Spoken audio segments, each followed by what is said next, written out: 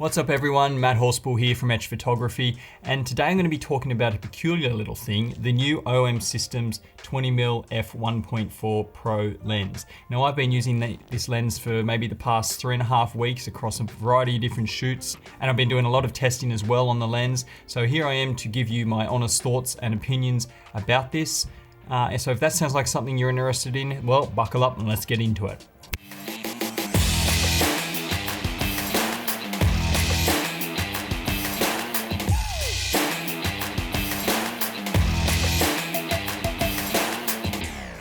So, welcome to my channel again. For those new people to the channel, I am an adventure travel photographer based in Sydney, Australia. I am an Olympus ambassador, and many of you who have returned are no doubt Olympus users and have watched many of my other Olympus videos before. I would like to thank everyone for the kind feedback and support on the 8 to 25mm, which I will put up in the corner somewhere so you can check that one out. It was a lot of work to film that one, so it was nice to see that everyone appreciated the time and effort that went into it. I will try and do much the same for this one, but a few less shoots because of time constraints. Again, I am sorry that I haven't been posting for a while. I have a newborn baby in the house. She's 4 months old this coming Monday, so that has undoubtedly kept me very busy. So, disclaimer, as I mentioned, I'm an Olympus ambassador, but they have not asked me to do this review. I actually asked if I could borrow the lens and do a review and put out some content for people because I thought that it was an interesting little lens that I might use for my own work. So Olympus are not actually going to see this review before I post it. They have mentioned that there is going to be some new firmware for this that's available, but unfortunately I don't have time to update it because I just need to get this out there and then move on to the next job because I'm running out of time. So for today's review, I'm going to do something very similar, as I said, to the 8 to 25.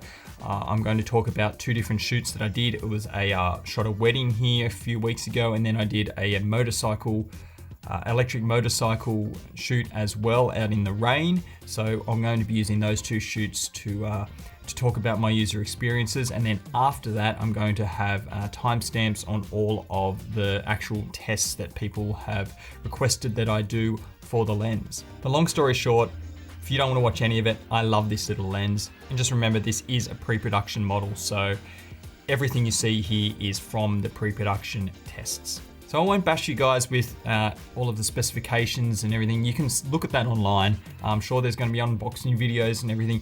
People know when they come here that they're going to just see how I use this and integrate the pieces of equipment into my professional workflow.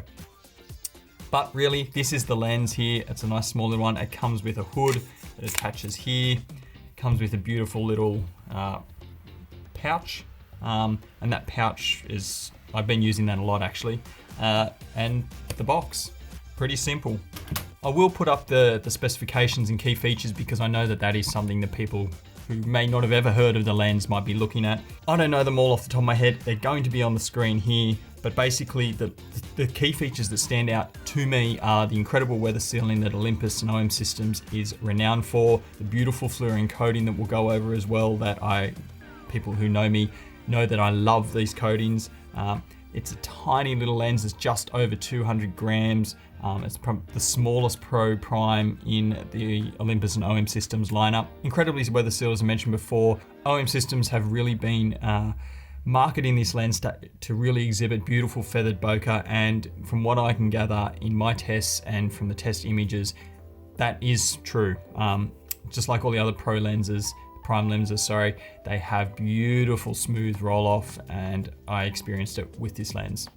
So when I first heard about this lens on the Olympus roadmap, I actually thought, well, actually I was hoping for a 12mm Pro Prime because that is something I really would have loved for weddings, for documentary, for adventure stuff. 24mm for me is a really good sweet spot, and to have something brighter than 2.8 would have been amazing. But this little thing came along, and I've always thought a 40mm equivalent, 20mm in our terms here, was a bit of a funny and peculiar focal length. And I was wondering if I would find this difficult to use and warm up to, and like a lot of people when they talk about a 40mm equivalent lens, it does take some getting used to because it just, after you've been using a lens for a long time, like the 17mm and the 25 and the 45, you get really accustomed to, it's like second nature of where you should be standing it and the kind of focal length that is producing.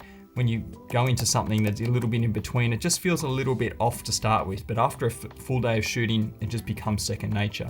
So my biggest question really was, can this one lens replace my 17mm and 25mm? And well, you'll have to just watch until the end, I think, and make your mind up for yourself. Basically, this thing is designed to be a do-it-all kind of lens. It's a little bit on the wide angle side, nearing that 17mm, but it's also nearing to that 25mm where you can start to get some good separation and really great for portraiture, so it's smack bang in the middle. Another big question I had was, would I like the manual focus on this? Now, I liken this lens, which we'll get into soon, to the 8mm Fisheye Pro. It's very much the same size. I'll put up a comparison on the screen so you can have a look, but the 8mm does not have that clutch mechanism that slides back like on the other Pros and has hard stops. This one just rotates. Now I found that the weighting of it is a little bit, on this pre-production model, is a little bit looser, I guess, than the 8mm. 8mm definitely feels more weighted, but both feel really buttery smooth. But I was wondering, is this going to be an issue when I'm manual focusing? Because when shooting video on my Olympus cameras and on my Pocket 4K, because I really enjoy having hard stops. And when you're on a gimbal, it can be a little bit tricky too if the motor is not calibrated for that particular lens and how far it's going to go to focus. But we'll get into that as well soon. Now, I've seen a lot of people complain about the size of the Pro Primes, the 1.2s being too big. But have you actually ever held like a Canon RF 1.2? Those things are huge. They're the same size as the camera or even bigger, and really heavy, and it's super expensive. These lenses are not heavy whatsoever. I carry them around everywhere. I guess it's personal preference, but I just want to put that out there that I don't think any of the Pro Primes are heavy or overly large for the quality that you're getting. My initial thoughts on the autofocus, just from testing in the studio, in my office here, were super fast. The image quality looked great, and I was really excited to get out there and actually shoot this wedding. Once I did get out and start to do a few shoots, so I realized that I would need a step-up ring, because I completely forgot I've got step-up rings for all of my other lenses, the 62mm, the 72mm, or up to 77, but this little thing has a filter thread at the front of 58mm. Now 58 is tiny, and I did not have one in time for any of my tests, so please keep that in mind. All right, so the first two shoots that I did, and the only two real big shoots I did, were the wedding and the electric motorcycles. Now it was really handy that I got the lens 3 days before the wedding. I thought, I'm going to be shooting two camera bodies as always. I always use the 3 primes, sometimes the 12-40, but definitely the 40-150 in occasions. So I thought, on my one body on the EM1 Mark III with the battery grip, I'm going to be using the new 20mm, leave it on there pretty much for the whole day. There was a couple of times where I also have an EM1X with the 45mm for pretty much the whole day as well.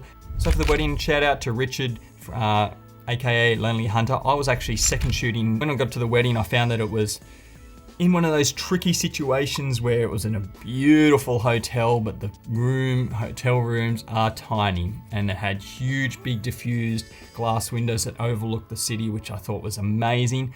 But it also meant that the lighting was super tricky. It was overcast and everything was going to be backlit. Now, when we shoot up against the window, that's all right. I can get some beautiful side lighting, and I really love that kind of atmospheric shoot. But when you're standing in the room and there's lots of different people and you have to face against the window, you're at the back of the room looking out towards the window, everything is going to be silhouetted. So super tricky, and you don't want to be lugging around really big lenses, because I was laying on the ground, I was laying on the bed, I was standing on the bed, I was getting into all these different positions, so I wasn't going to be interrupting the videographer, and I wasn't going to be interrupting the groom prep, because I'm there to be a fly on the wall and document, not to direct people as such. So having a nice small lens that, because I have 2 bodies, I can move around and it's not clanging into things. Sometimes when I carry the 40-150 or other bigger lenses, they do knock around and I have to really worry about where I am in a small space. but this little lens I didn't have to. Found the autofocus worked really well. I very rarely use the viewfinder. I pretty much always use the LCD when I'm shooting low or shooting high, or it gives me better peripheral vision on where I'm shooting. So I found that the 20mm, even though the room was small, gave me enough width to operate well and get the whole room in the shot from pretty much any angle, but it also allowed me to get really great depth when I was up nice and close. And you can see from these images, there's plenty of depth in these shots. So onto the motorbike shoot. Now this one was really, really fun, and it was something that was kind of last minute, but I've been following Fonz Motorcycles for some time now. They're a brilliant electric motorcycle company based in Redfern here in Sydney. I reached out to them a long time ago that I'd love to work with them, and it just so happened that I could time my rider Yessi, who I did the other Fantic Caballero shoot with. So check that video out up there. I've got my mate in Matt as well, who comes on pretty much all my adventures, and he was going to be a driver. It was rainy. I thought this is a great opportunity to get out in the mud and start shooting some cool stuff that I really, really enjoy doing. The light's going to be nice and diffused. I can get some really moody shots.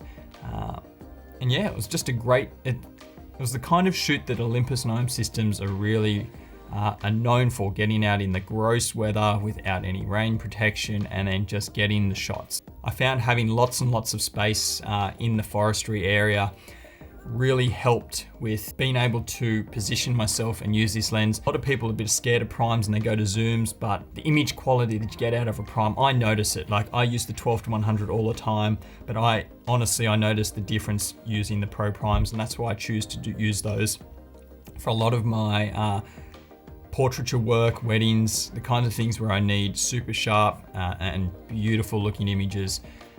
There were occasions though when I used the 12-100 and 40-150 just because they were on the vlogging camera, and I still got beautiful shots from those as well. But having this little lens was amazing. I could get inside the truck and get shots that were still wide enough to get things. I could get up nice and close, which we'll talk about soon. Being able to get 25 centimeters away from a model or a feature on something, there's just so much depth in there. Who needs a full frame when you can have something so small and beautiful like this? So for this shoot, I decided to use the EM1X because it has the intelligent automotive subject tracking, which I used the full autofocus area and just let the tracking do the magic. And the weather sealing on this I know is just bomb proof, and having the vertical grip, so it just worked out well. I found, even though this lens is so tiny,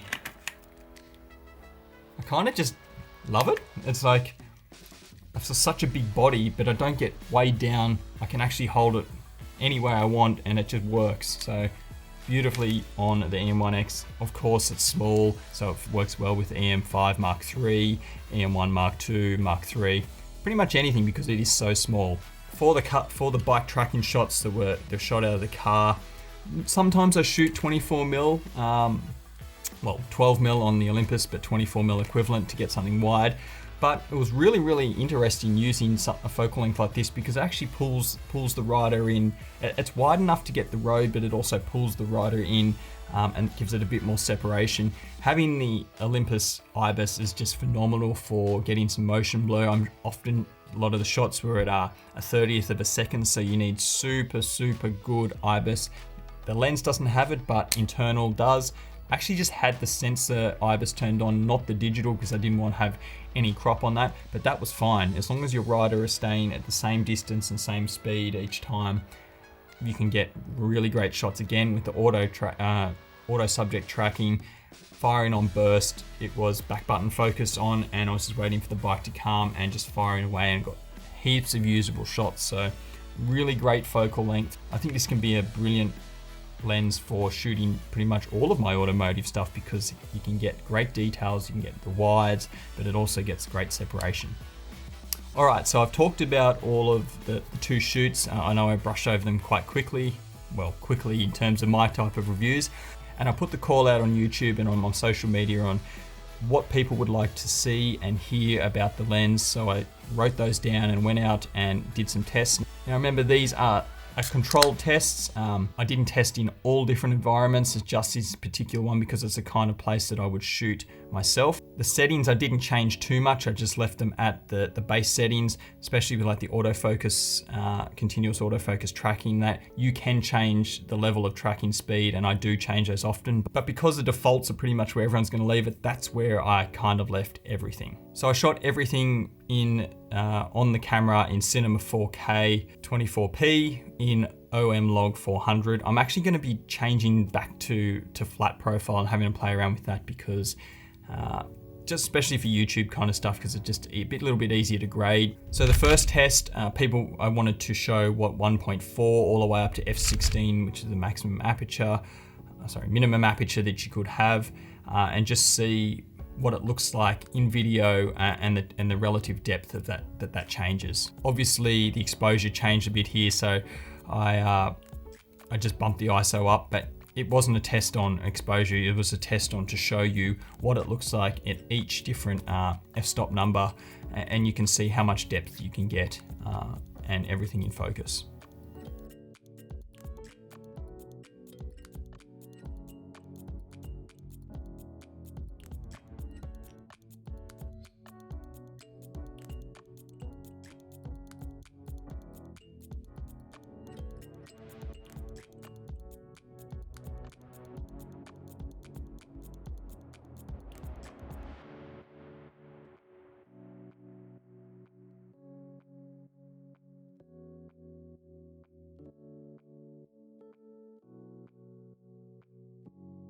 One of the other tests that people wanted to see was the linear distortion. This lens is not really classified as a wide angle lens. I know 17mm is on the wider end. 20mm is still a little bit wide, but I didn't see very much visible distortion, linear distortion.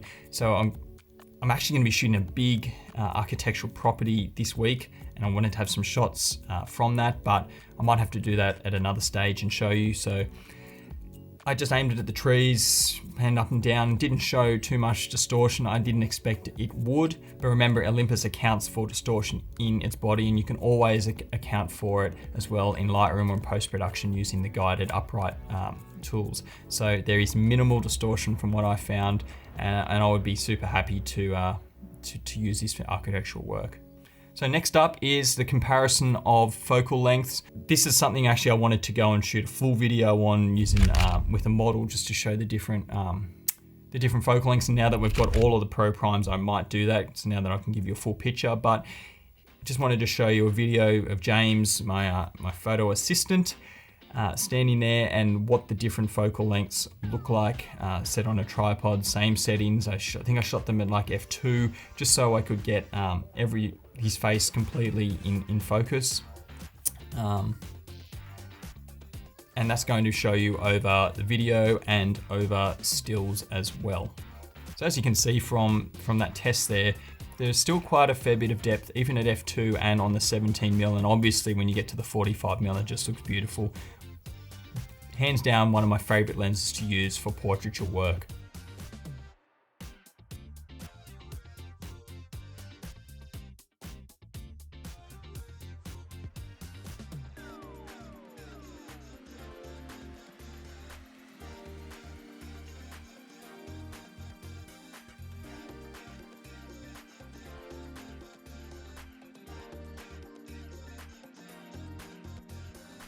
I then put the camera on my iFootage slider, which I purchased not long ago. Brilliant little thing. And I wanted just to get to show you how far away I was standing in a kind of like a video action shot, a side pan, as I self-filmed myself. Because this could be a situation where you might be filming someone else or filming yourself, and you just want to see like the working distance and the type of shot that you can get. My apologies, my Blackmagic, which was filming the BTS, the battery plate died on it during mid-shoot, so the footage that you see, the BTS, is from my phone. So as you can see here, 20mm is plenty wide enough to encompass the whole trail. The trail wasn't exactly skinny. I'd say it would be about 4.5 meters wide, plenty wide enough to shoot commercial work or to shoot adventure work of someone walking down there. I think this is 20mm is actually such a great focal length for shooting adventure in nature. So next up, autofocus. Now, obviously autofocus is also has to do with the camera and the camera speed, but a lot of the time the lenses will be where the speed can really shine or can be a bit bogged down. I didn't find any issues whatsoever, and I didn't think I would using the 20mm. I think it's just as fast as all of the other primes. I do notice the speed of the primes is faster than the zooms, but that's to be expected. So for the first test, I wanted to use the ice footage slider again, and I was filming something close up, and I decided this was just a manual focus, so you can see the difference of that between the continuous tracking autofocus. My apologies, I did have to shoot at 5.6 because I didn't have an ND filter, but whatever. And you can see from the continuous auto tracking, I just touched on the end of that little the little plant, and it pretty much held it brilliantly. There was a tiny moment where the focus changed to just behind a little part way down the branch, but then it quickly snapped back. But it's at 5.6 is negligible.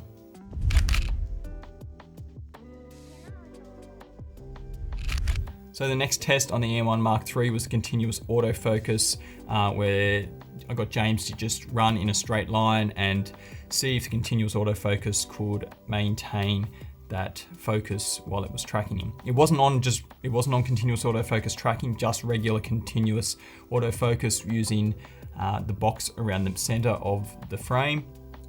And the sensitivity was set to 0, which is pretty much what everyone would be using. It did get a little bit confused, as you can see, and couldn't find where James was, whether it was too busy, whether it was too busy of a scene, I'm not entirely sure, but it did struggle a little bit there. I think if I used the single point autofocus, the single box, sorry, and let the continuous autofocus move from there, it may have tracked it a little bit better. You can now see from the zigzagging tests that this was using tracking as well, and it was getting a bit confused, but I think that's not necessarily the speed of the lens. That was something to do with the speed of autofocus in the camera. I think it may have tracked it better if I'd turned up the continuous autofocus speed, but for this test, again, I was just showing it at 0. You can see that it snapped, when it did find James, it snapped on nice and quick at the end. However, I wouldn't be relying on continuous auto tracking in a busy place like the forest anyway. So the next test is continuous autofocus when James enters the frame. I had all autofocus points active, and everything was still set to 0 speed, and I was getting James to step in and out to see how quickly it would lock on and actually catch focus. And you can see it was really, really quick. It did delay sometimes when he came in, but by and large it found his face with face detection on, and it snapped into autofocus really, really quickly.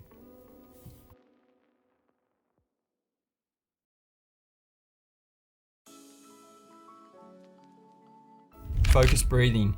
One of the most requested topics is something I was really interested in as well, but a lot of you out there were asking, please do a focus breathing test. So I did the first test on James, because often you'll be racking focus from a person in the background to a person and vice versa.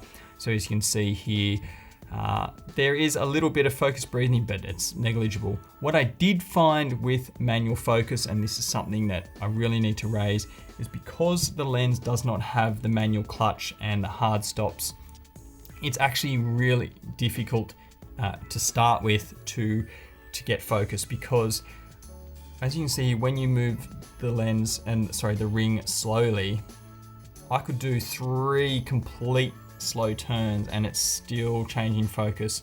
But if I do a quick snap with my fingers here, you can actually completely go from one end of focus infinity all the way to macro. So it really depends on the speed in which you focus. This can be really, really difficult to pull consistent focus, and that's why in cinema glass and in the other prime lenses that have the manual focusing clutch, it has a hard stop, so you know it's consistent no matter what speed you go. It will always move at a known speed and pull focus at a known distance, whereas with this lens that doesn't happen. So with the breathing test, it's really subjective. Obviously everyone has different tolerance and depends how quickly you're going to be pulling focus. I think it's a little bit too difficult to pull focus with this lens for my commercial video work, but as a run and gun, do it all kind of lens, I'm more than happy to shoot with this in manual focus and just pull it nice and slowly and smoothly. That's the idea of it. It has to be a really consistent speed that you're going to be pulling focus. Next test was the macro test. Now I didn't get an opportunity to go out and shoot lots and lots of macro. At 25 centimeters, it's not classified as a macro lens, but it can get super close. And when you get that close, you're going to get really, really extreme depth. Some of the examples that I've seen online from the release of this lens show really, really great macro stuff. I only shot three macro images, as you can see here, just out in my garden outside. Really great for shooting lots of nature stuff. Next up is the chromatic aberration test. Now in some reviews online, I have also seen that there is some chromatic aberration wide open at f1.4, and I also noticed this as well. Now this could just be my particular lens. I noticed quite a bit of purple fringing, which is the chromatic aberration, and some of the flares being a bit on the magenta side. I did raise this with Olympus, so hopefully it's a little bit different in the final product. As you can see here with the tests, I just shot up into high contrast situations and I boosted the EV up so you can just see it was really accentuating it. But at f1.4 you do get quite a bit of chromatic aberrations. You don't really see it in the wide angle view up from that distance, but as soon as you stop down f2 2.8, it's pretty much all gone. Okay, now for the vlog test. Alright guys, so this is the vlog test, handheld obviously. I think that this lens could be used as a vlogging lens, but it's right on the cusp of being a little bit too tight, I think. I think the 17mm is probably a little bit better for vlogging. So I don't have an ND filter on here at the moment, so I'm shooting f7.1, 48th of a second, and I do have just the sensor stabilization on. Now a few people in the last review said, that jello wobbles too much, I don't think I could, I'm not going to get the camera. Well, it's not actually used for vlogging.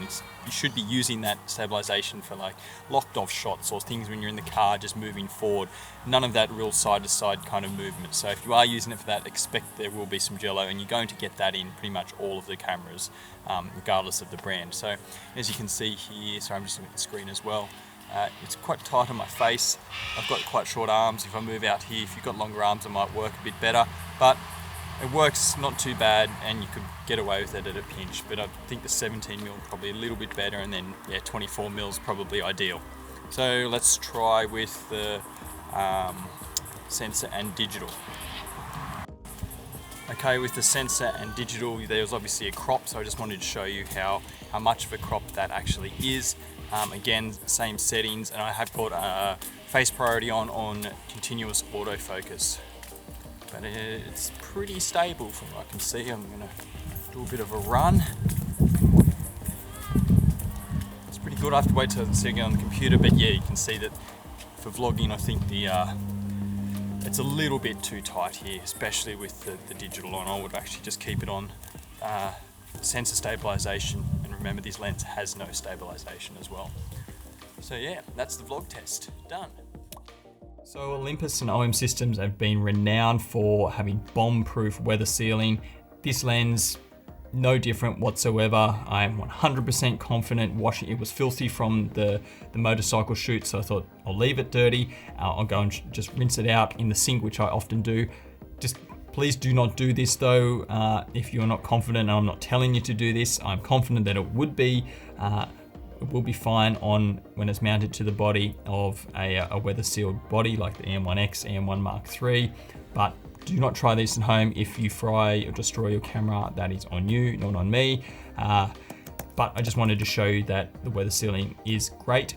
In particular, I wanted to show you the fluorine coating, which the 8 to 25 also has, and I really raved about it because I had it on my full frame Tamron 15-30 and I absolutely love it for adventure kind of photography and equipment. When you're out in the heavy rain and snow and sleet, you don't want a coating that when you start to wipe it or blow it off, it just sticks to it. I find on my 12-100 and my 7-14 can get like that sometimes, but with this lens you can see here, you can just blow it off, wipe it off, and it just beads. So it's a must-have for adventure photography gear.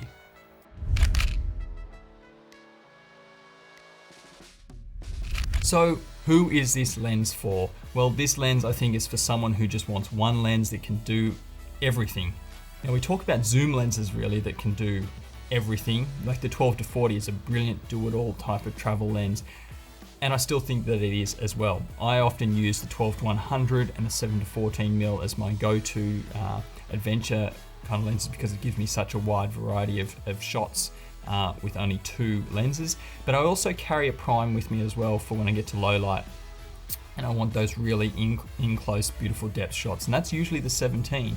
I've got to say, the 17 is not very big, but this lens is going to replace that because now I don't have to think about, should I take the 25, should I take the 17? The 17 is really good if I'm inside a tent or I want to get something a bit wider and closer. No issue now. This lens is going to come with me on all my adventures. I think for anyone who travels and who wants a nice inconspicuous lens, especially when you're going to shoot like street and marketplaces, people get really funny if you've got a big camera, big lens poking in their face, but having like an EM1 Mark III that's black, this little 20mm that's also black, it's less intimidating for members of the public. If you're just shooting, you can be a bit on the sly. But if you wanted to get portraits, you get beautiful depth. If it's a bit of low light, 1.4 is fine. Anyone who travels and wants to shoot that kind of stuff, this lens is for you. It's also marketed as the do-it-all lens for just anyone. So I've actually been taking this lens, putting it on EM1 Mark III and going to like family parties and get-togethers because it's small, it fits in the pram bag, I can sling it around my shoulder, it doesn't get in the road, but it takes beautiful images, hands down. I didn't find that I found that the low light capabilities of this lens were brilliant.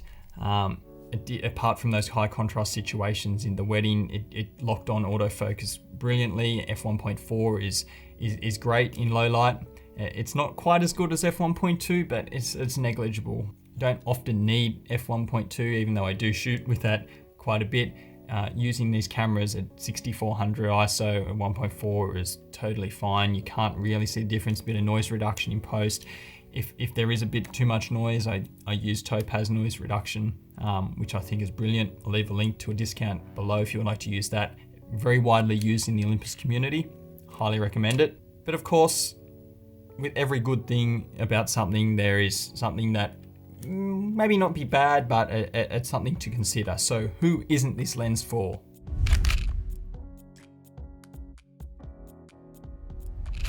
Now, who am I really to say you shouldn't use this lens? But these are just my opinions.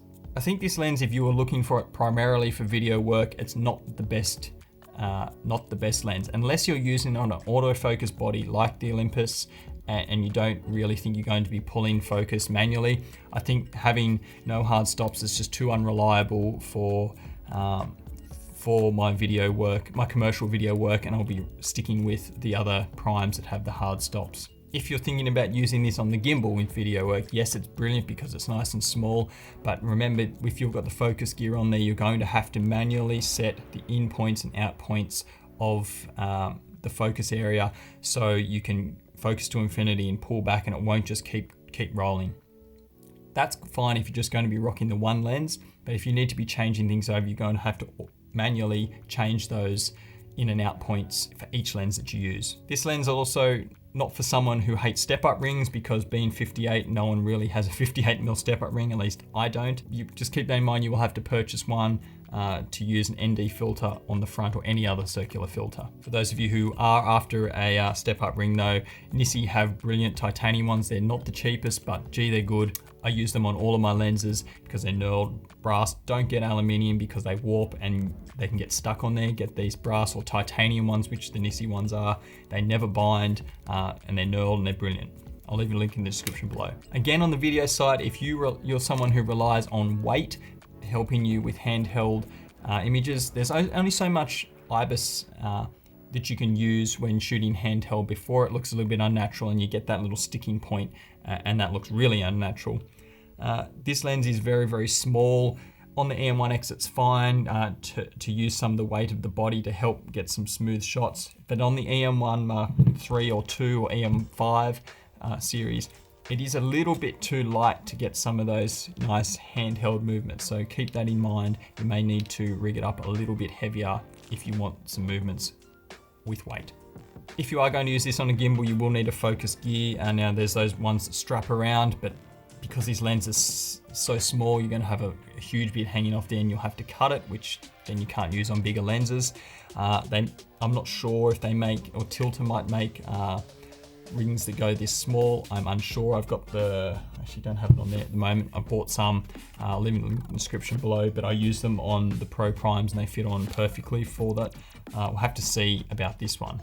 But really, apart from video, this lens is just amazing. Like for stills, anyone can have this lens. If you're on the fence about buying any of the Pro Primes and you just want to get one, I would say skip all those others, just get this one. It's smaller, it's a little bit cheaper. Yes, it's not as bright, but who cares? You get something that is really, really functional.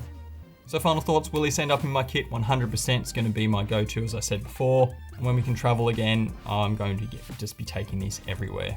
So that about wraps it up for me. I'm sorry, again, this might have gone over time, but for anyone who really is about to invest $1,400 in a piece of equipment, what's a few minutes to watch on some tests that have been used out in the commercial world. If you have any questions, please do not hesitate to drop them in the comments below. I'd be more than happy to answer them about this lens or about anything Olympus. I have also been, and I'm going to be announcing soon, but I have been running Zoom workshops with people from all around the world on how to use their Olympus gear, how to edit underwater photography images, how to take underwater photography, basically all things Olympus and photography. So if that's something you're interested in, I'll leave my email in the description below and just shoot me an email. And as always, if you really liked this video, please hit the subscribe button. At least give me the thumbs up or the double dislike if you didn't like it. It really does help my channel grow. And if you would like to see more Olympus stuff, which is coming soon, hopefully, I don't know anything about this WOW camera, but I would really like to get it in my hands before it's released. So if you do want to hear more about Olympus stuff or OM Systems stuff in the future, hit that notification bell and you'll be the first to hear about it. So that's it from me, and I'll catch you on the next one. Peace.